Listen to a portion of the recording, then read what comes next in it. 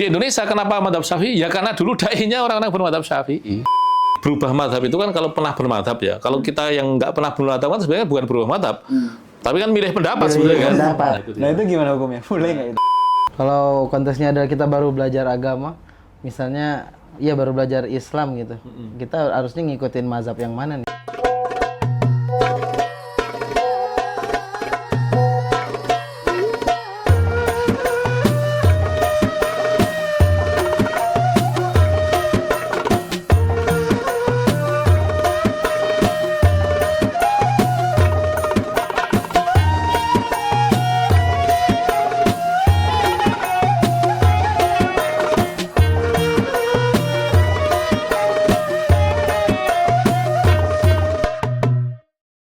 Assalamualaikum warahmatullahi wabarakatuh. Waalaikumsalam. Welcome back again to Sowan Santun. Satu program yang dimana kita mendatangi orang-orang berilmu untuk menanyakan bab-bab seputar agama, AKA Sowan. dan karena orang yang merasa kehilangan Butuh Sowan. Dan program ini disponsor penuh oleh Teras Dakwah. Masih bersama dengan Ustadz Anton Ismunanto. Baik. Dengan pembahasan-pembahasan yang bisa dibilang cukup berbobot. Tapi bagi saya sangat berbobot sih. Sangat bagi Karena kita. kalau saya jujur ya, pertama kali ketemu Ustadz Anton itu pas pembahasan soal bab pesantren tuh. Dengan Gus Hajir ya. Nah, sama Gus Hajir. Jadi dulu sebenarnya di poster tuh Ustadz Anton jadi moderator. Saya moderatornya. Iya, Ustadz Anton jadi moderator nih. Tiba-tiba saya dihubungin buat jadi host ya kan. Ustadz Anton datang. Duduk, tiba-tiba dia langsung jadi pemateri. Kesel nggak? Bagaimana tadi dia Anak-anak Teras Dakwah tuh. Harusnya jadi moderator, tapi dia langsung jadi pemateri. Tapi pertama kali saya dengerin beliau jadi pemateri bahas soal pesantren itu, ngerasa emang bener-bener ini, kayak ngeliat orang berilmu kalau ngomong kayak gimana langsung. Jujur saya kagum. Kayak aja itu. Kita kagum. Kita kagum. Nah, dari situ saya tuh penasaran soal bab-bab yang berkaitan dengan ilmu-ilmu di pondok pesantren. Nah, termasuk bab ini ya, kalau kita nyebutnya apa ya, perbedaan. Khilafiyah. Khilafiyah tuh perbedaan kan, perbedaan ulama gitu. Benar. Kalau kita kan lebih familiar dengan pembahasan 4 imam mazhab. Benar. Kan itu banyak sering dibilang lah. Maksudnya orang-orang sering bilang mazhab kamu mazhabnya imam mana? Mazhab imam ini, mazhab imam itu. Nah, sebenarnya kalau secara fundamental mazhab itu gimana sih, Ustaz? Dan yang paling bener tuh yang mana? Nah, Oke. Baik, pertama kata secara pelafalan sebenarnya mazhab ya. Jadi kalau teman-teman bacanya mazhab itu lebih ke dialek. Ya. Karena di beberapa dialek itu ada yang nggak bisa baca zal, zot dengan presisi sehingga jadi z. Oh, oke. Ya, kayak orang Urdu tuh kalau nggak salah itu zot, do, zal itu jadi zah. Nah, misalkan Imam Zahabi jadi Zahabi. Fadlu jadi Fazlu, nah itu ya. Nah, sementara huruf-huruf itu kalau di Nusantara kita biasanya jadi L. Ya jadi L. Zohir, lahir. Nador, nalar. Ya kan? Fardu, perlu. Ya kan? Itu dialek. Gitu. Berarti emang bahasa kita emang ini ya, apa namanya, banyak pengaruh dari bahasa-bahasa asing. Oh iya, kalau Indonesia 9/10 kata asing. Arabnya tuh bahkan dominan sekali. Bahkan kalau tadi yang pemikir muda yang kita sebutkan tadi, beliau berani bilang, saya bisa menulis makalah 2 halaman itu menggunakan bahasa Indonesia yang sepenuhnya diserap dari bahasa Arab. Oh gitu. Karena beliau ingin mengatakan bahwa pengaruh bahasa Arab ke dalam bahasa Indonesia itu sangat dominan. Ya itu dia. Oke, itu tadi ya dhahaba ya. Jadi dhahaba ya dhahabu itu artinya pergi. Sehingga mazhab itu terjemahannya bisa bermakna apa ya? Bisa tempat pergi atau jalur atau rute gitu ya. Nah, itu atau langkah begitu. Adapun secara istilah mazhab itu ya bisa dibilang kalau kerennya school of thought ya. Jadi apa aliran pemikiran itulah. Aliran pemikiran. Itu bisa. Nah, disebut aliran pemikiran atau school of thought itu karena apa? Ya karena dia punya metodologi berpikirnya sendiri. Itu dia. Di dalam memahami apa? Kalau madhab secara umum ya di dalam memahami apapun. Dalam memahami ekonomi ada madhabnya sendiri-sendiri. Dalam memahami politik ada madhabnya sendiri-sendiri. Dalam memahami agama-agama, dalam kajian agama-agama ada madhabnya sendiri-sendiri.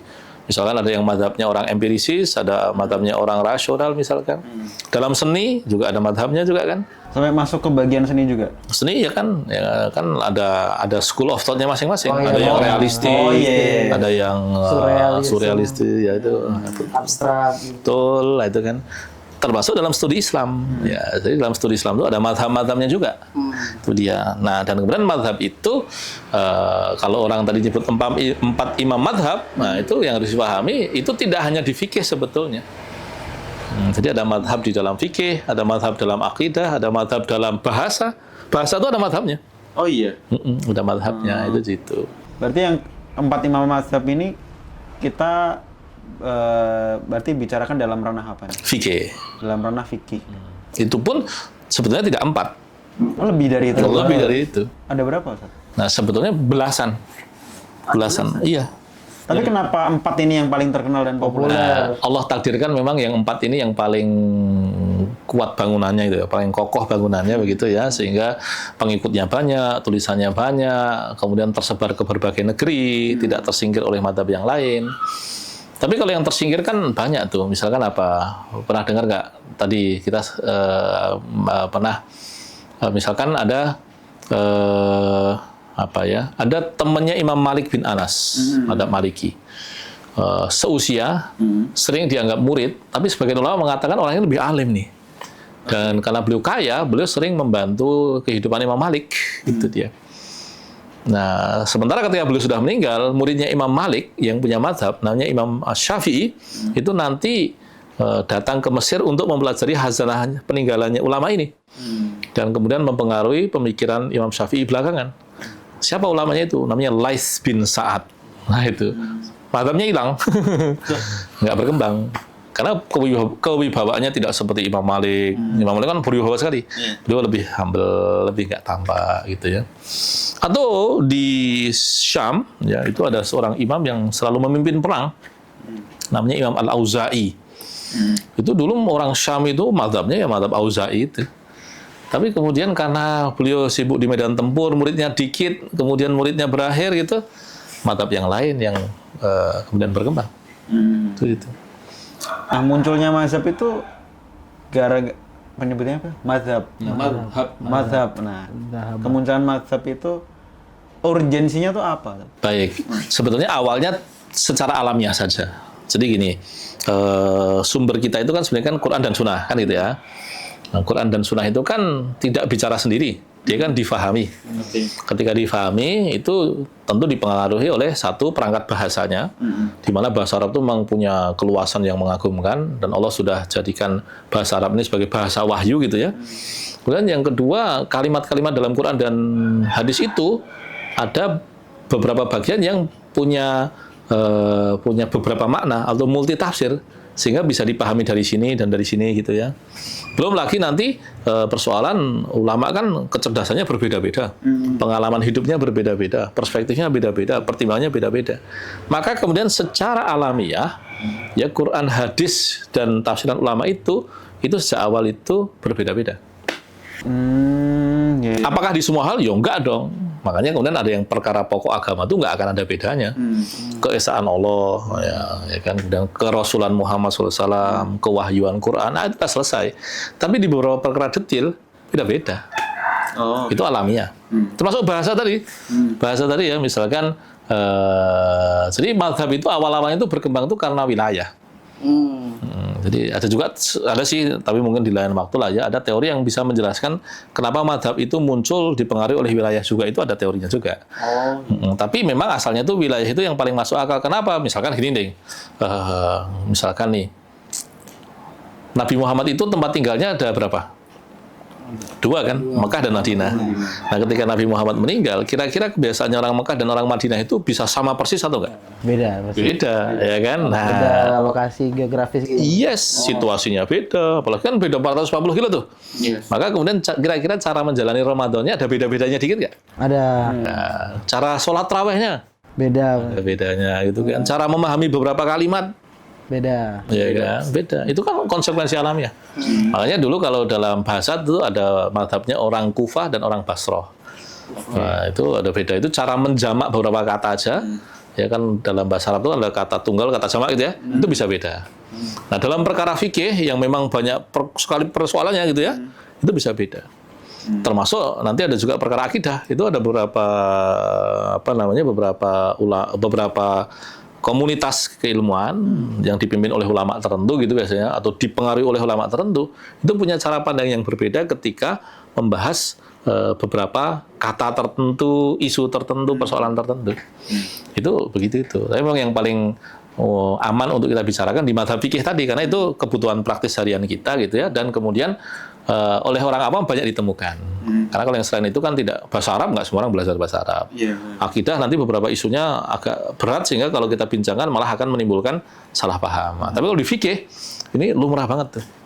Itu dia. Nah, kalau di Indonesia sendiri nih di kita, kenapa memilihnya itu mayoritas mazhab Syafi'i? Kenapa nggak imam-imam yang lain gitu? Pertama itu bukan memilih. Kalau memilih itu bisa terjadi di satu fase tertentu. Misalkan nih, dulu penguasa Abbasiyah Harun ar-Rasyid ya pernah menawarkan kepada Imam Malik untuk nih kitabmu kita cetak banyak-banyak, kita sebarkan ke semua penjuru negeri ya. Ini menjadi standar hukum. Nah, penguasa mau begitu boleh nggak? Boleh. Tapi Imam Malik jangan. Tiap wilayah itu punya kecenderungan masing-masing. Nanti kalau disamakan malah repot.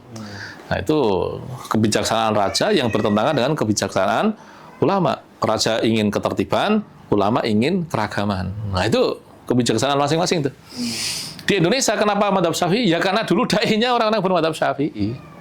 Gampangnya begitu. Sesimpel itu. Sesimpel itu sebetulnya. Tapi ada nggak di Indonesia yang bermazhab lain gitu? Ada. Yang dominan tuh kalau kita cermati ya Indonesia ini kalau disiplin bermadzhab itu kemungkinannya dua.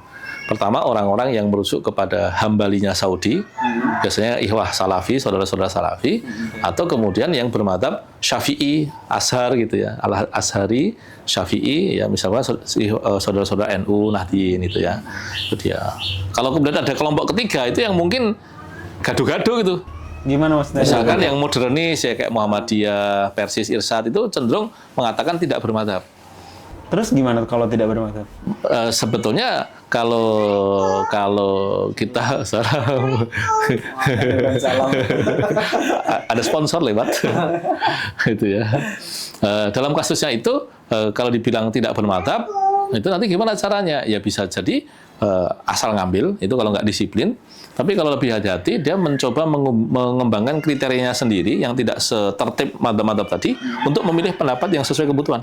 Oh, oke. Termasuk Muhammadiyah juga? Ya, Muhammadiyah. Ya, kalau yang tipe yang disebut sebagai Muslim modernis ya, disebut modernis itu karena memang basisnya dulu bukan santri murni, lebih melek pengetahuan barat modern, tapi kemudian punya kecintaan pada Islam, nggak jadi sekuler gitu ya. Nah, kemudian tadi pendekatan keislamannya lebih pragmatis. Pragmatis dalam makna positif ya, ngambil yang perlu. Oh, sesuai dengan kebutuhan. Sesuai kebutuhan. Nah, itu bagi orang madhab dulu negatif itu. Tapi belakangan dianggap it's okay lah karena situasi dunianya terus berubah. Yang penting ya bahkan di beberapa lembaga fatwa itu mengatakan begini, ngambil pendapat paling ringan sekalipun selama itu pernah disebutin ulama nggak apa-apa lah. Yang penting nggak keluar dari Islam deh. Nah gitu. Nah kalau ini saya pernah dengar mazhab Syafi'i sama Syafi'iyah. Itu bedanya apa tuh?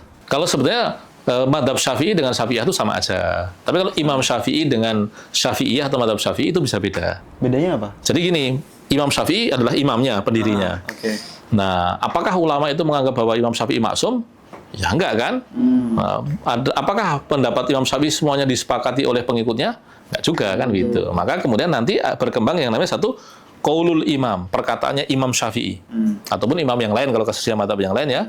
Kemudian yang kedua adalah kalau imam tersebut punya pendapat lebih dari satu, itu biasanya ulama yang mumpuni di zaman berikutnya itu akan melakukan tarjih ala qaulil imam.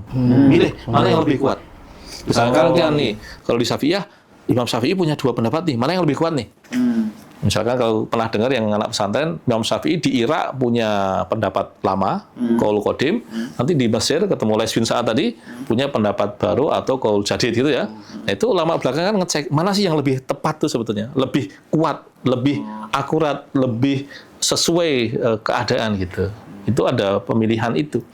Nah, yang begini ini biasanya yang dianggap raksasa itu Imam Rafi'i dan Imam Nawawi.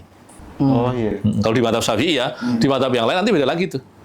Nah, terus kemudian yang ketiga ada namanya qaulul madhab. Nah, mana yang dianggap kuat oleh madhab dan menjadi pendapat resmi itu ada. Baru kemudian nanti pendapat personal tertentu. Itu kalau mau diklasifikasi begitu. Tapi intinya memang sangat bisa terjadi perbedaan antara pendapat seorang imam pendiri madhab dengan yang resmi dipilih oleh sebuah madhab tertentu. Baik di madhab Syafi'i, Maliki, Hanafi, ataupun yang lainnya. Kalau ini, Tad, kalau konteksnya adalah kita baru belajar agama, misalnya, ya baru belajar Islam gitu, kita harusnya ngikutin mazhab yang mana nih? Oke, sebetulnya orang awam tuh madhabnya adalah gurunya. Sadar atau tidak? Madhabnya adalah gurunya.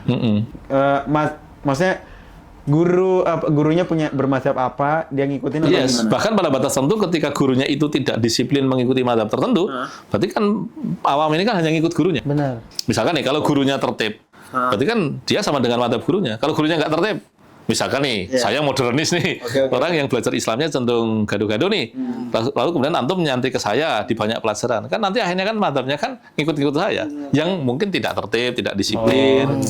Tapi bukan berarti bukan berarti buruk juga. Karena kalau kepentingannya praktis kan, selama benar kan, it's okay kan. Oke. Tapi kalau pengen disiplin jadi alim, ya ibarat kata ya kamu harus mengikuti kurikulum tertentu yang akan membuatmu jadi ahli dong. Nggak bisa ngawur dong. Paham maksudnya? Ya kan, otoritas itu penting, nah gitu. Jadi kalau kepentingannya praktis, nggak bermadzhab tuh, it's okay. Tapi kalau pengen jadi pakar, harus ngikuti kurikulum tertentu, rute tertentu. Berarti nggak masalah tuh misal kita nggak bermadhab, asalkan kita punya patokan guru. Secara umum kalau orang awam memang begitu kan, dia pengikut aja. Oke. Dan kalau kepentingannya untuk jadi dai yang menyampaikan Islam untuk kepentingan praktis, tidak bermadhab khusus itu tidak terlalu masalah. Oh, nggak masalah berarti. Berarti nggak masalah kalau kita nggak mengikuti madhab dari keempat besar imam madhab tersebut. Yes, tapi kalau dia pengen jadi alim, wah itu sangat sulit untuk jadi pakar yang betulan kalau nggak ngikuti jalur itu. Karena itu kayak kurikulum standar yang sudah teruji dari zaman ke zaman. Kalau saya tuh ini soalnya, kalau di Ramadan nih, ya kadang, ini nggak tahu ini perbedaan mazhab apa enggak. Ya tarawih kadang yang 8 rakaat, kadang yang 20 rakaat gitu. Tergantung nama masjid yang enaknya yang mana gitu. Kalau di banyak hal praktis itu perbedaan mazhab nggak begitu jadi masalah. Karena itu kan toh semuanya boleh. Bukan satu nggak boleh, satu boleh kan? Kan boleh semua. Boleh semua. Boleh semua. Beda kalau misalkan nih tentang persoalan apa ya, misalkan kalau yang mazhab itu akan dipengaruhi, misalkan yang agak detail tentang mazhab itu, kamu nyentuh perempuan itu batal atau enggak? Oh iya. Kan metodologisnya itu kan disiplin banget tuh. Nah, itu kan satu boleh, satu nggak boleh berarti kan. Kalau kita hendaknya memang memilih salah satu pendapat, meskipun kita itu bukan pengikut mazhab tertentu, kita harus disiplin. Tapi kalau dalam kasus sama-sama boleh kan fleksibel aja kan. Mau 8, mau 20 mah santai gitu. Berarti intinya tidak bermazhab atau campur-campur itu nggak apa-apa ya? Iya, kalau kebutuhannya untuk praktis ya relatif tidak menjadi masalah gitu ya. Bukan nggak apa-apa mutlak, tapi relatif tidak jadi masalah gitu. Jadi kalau kita mau jadi dai, Dai atau bahkan alim sekalian, nah itu ulama. Tapi kalau dai mungkin masih oke lah, masih nggak bermadzhab itu masih oke-oke juga gitu. Nah kalau gini Ustaz, tiba-tiba kita mempercayai satu mazhab gara-gara ada satu kejadian gitu.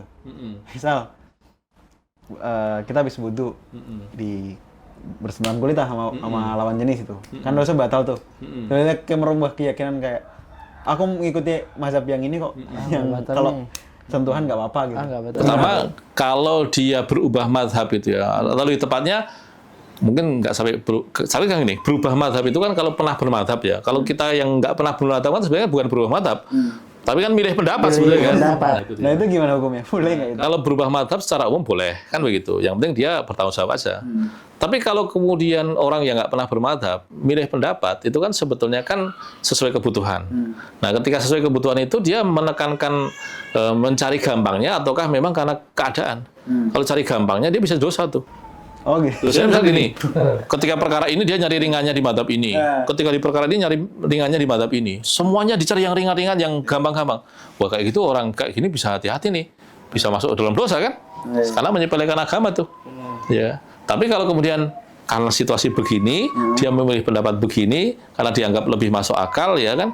Nah, itu sesuatu yang memang nggak bisa dihindarkan. Oh, berarti Niat mempengaruhi, cara mempengaruhi. ya berarti kita ada beberapa mazhab yang memudahkan, tapi kita harus menilai pakai akal juga kan? Iya, betul. Karena ada yang Itu bisa dibilang ijtihad orang awam sesuai level keawamannya, kan gitu. Ijtihadnya itu sekedar mana sih yang menurut saya lebih masuk akal. Tapi kan dia bukan ulama. Nah, jadi ijtihadnya awam itulah ya, bukan ijtihadnya seorang ulama yang mumpuni gitu kan. Nah, kan ada mazhab yang ini kan, yang apa? Kalau bersentuhan dengan anjing, kena liur anjing kayak nggak najis, itu ada kan?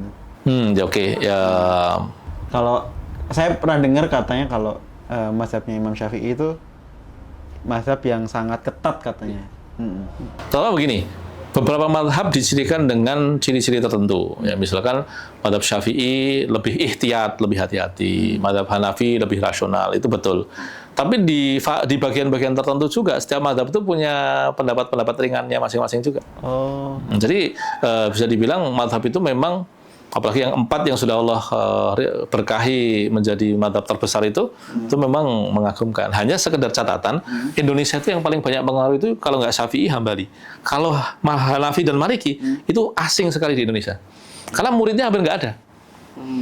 Negeri yang bermadzhab Hanafi itu mana sih? 1, India. 2, Turki. Hanafi itu. Hanafi. Ada nggak di Indonesia? Hampir nggak ada. Paling saudara-saudara jamaah tabligh yang mungkin belajarnya itu nggak sampai lama di sana. Di India ya? Di India. Kalau sampai lama, mau kembali ke negerinya juga nggak banyak rekannya kan. Kadang-kadang harus lebih mudah ngikuti madzhab negeri kan. Kadang bisa dibilang sesat segala macam gitu malah. Kalau nggak hati-hati, ketemu kemudian masyarakat yang nggak paham kan bisa kasihan kan.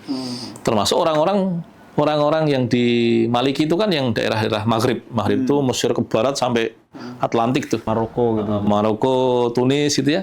Itu Indonesia kan nggak banyak. Hampir nggak, jarang lah. Mungkin ada beberapa ustadz tertentu yang pernah merasakan pendidikan di sana sehingga gayanya tuh agak beda dengan alumni Saudi, alumni Mesir, itu agak beda-beda dikit gitu ya. Sehingga secara umum Indonesia ini Syafi'i dan Hambali itu mudah kita temukan. Tapi kalau Hanafi dan Maliki kayaknya jarang sekali. Jarang banget. Hampir nggak ada. Nah, berarti kalau kita berkomuniti atau berkumpul dengan orang-orang berbeda mazhab nggak masalah. Nggak ada masalah kan, itu kan tentang cara memahami sebagian persoalan agama yang memang ruangnya ada kan, itu ya. Kita fleksibel aja. Jadi gitu deh, kalau punya temen yang beda dikit jangan dianggap sesat terus. Iya, nggak pernah.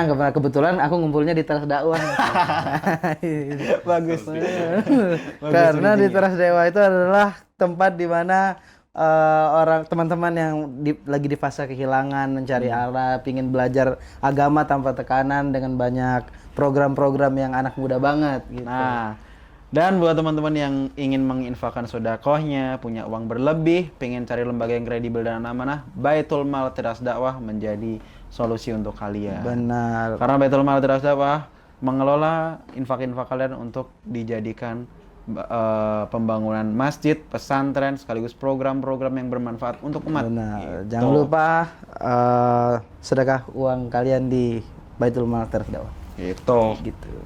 Ada lagi nggak yang mau buat sampaikan? Aku sih tadi cukup yang dasar, maksudnya kalau orang pertama kali mau belajar Islam ya udah berarti kan nggak apa-apa ya tadi ya. Ikutin guru yang penting. Berarti kan poinnya adalah belajar Islam harus berguru gitu. Asalnya belajar apapun. Mau belajar fisika bisa nggak tanpa guru? Hampir nggak bisa kan. Walaupun kita belajarnya dari ChatGPT. ChatGPT itu kalau ChatGPT ini kan sebenarnya kan pengolah informasi itu membahayakan. Sempat dengar nggak kasus beberapa bulan yang lalu yang curhat ke ChatGPT, boleh nggak bunuh diri? Ya nggak apa-apa bunuh diri, wah bahaya. Kan tempat dituntut itu GPT 4.0 gara-gara suicidal. Oh, makanya sekarang banyak ininya ya, banyak sampai 4.0. Aku tadi juga ngecek ada 5.1 gitu-gitu ya. Ya karena dia kan hanya mengolah informasi. Maka asalnya tuh guru, dan guru itu manusia. Karena katanya yang saya dengar itu yang nggak dipunyai oleh AI itu adalah empatinya. Betul. Dia tidak punya intuisi, tidak punya kemampuan untuk memahami makna sebagai sebuah peristiwa emosional, peristiwa spiritual. Dia nggak mampu. Karena dia kan robot kan. Robot nggak punya itu. Seperti gitu. Ustadz, saya pengen minta saran untuk teman-teman saya ini yang masih berdebat soal mazhab, katanya, biar Benar, nggak bisa berantem. Gitu. nyala-nyalain. Begini, kalau tidak punya kepakaran, mending tahan diri. Nah, itu dia ya. Jadi tidak perlu terlibat karena idza sakatal jahilu ya intahal amr lah. Jadi begini, kalau orang bodoh nggak ikut ribut itu insya Allah persoalannya lebih tenang. Itu dia ya. Yang kedua, yang sudah menjadi thalibul ilmi, pencari ilmu, yang sudah mulai bisa menghadirkan dalil, tolong hatinya dilonggarkan. Hatinya dilonggarkan untuk saling bisa menghargai pendapat orang, gitu ya. Dan kemudian yang ketiga, mungkin kaidah emas ini perlu dihidupkan ya. Ta'awanna fi mattafaqna wa tasamahna fi ma ikhtalafna. Kita saling bekerja sama di perkara yang kita sepakati dan kita saling berlonggar hati di perkara yang tidak kita sepakati. Itu ya. Yang keempat adalah perkara yang menyatukan kita itu lebih banyak kok dibandingkan perkara yang memisahkan kita gitu. Dan yang kelima adalah kita bertengkar, kita rukun saja. Masalah yang perlu kita selesaikan itu banyak, apalagi bertengkar. Tambah susah, banyak. Ya gitu. Jadi intinya kalau orang yang ngerasa dirinya masih bodoh, jangan ikut ngomong dulu kan. Benar. Emang bikin ribut ya kan. Benar. Tapi terima kasih banyak Ustaz. Terima kasih Ustaz. Mau kita Memanfaatkan sewani. untuk ngobrol. Semoga jadi pahala ya kita semuanya. Amin. Terima kasih. Semoga Ramadan ini menjadi berkah untuk kita semua dan kita semakin legowo dan melonggarkan hati untuk tidak saling berdebat dari sesuatu yang belum kita pahami sepenuhnya. Nice. Terima kasih. Wassalamualaikum warahmatullahi wabarakatuh. Waalaikumsalam.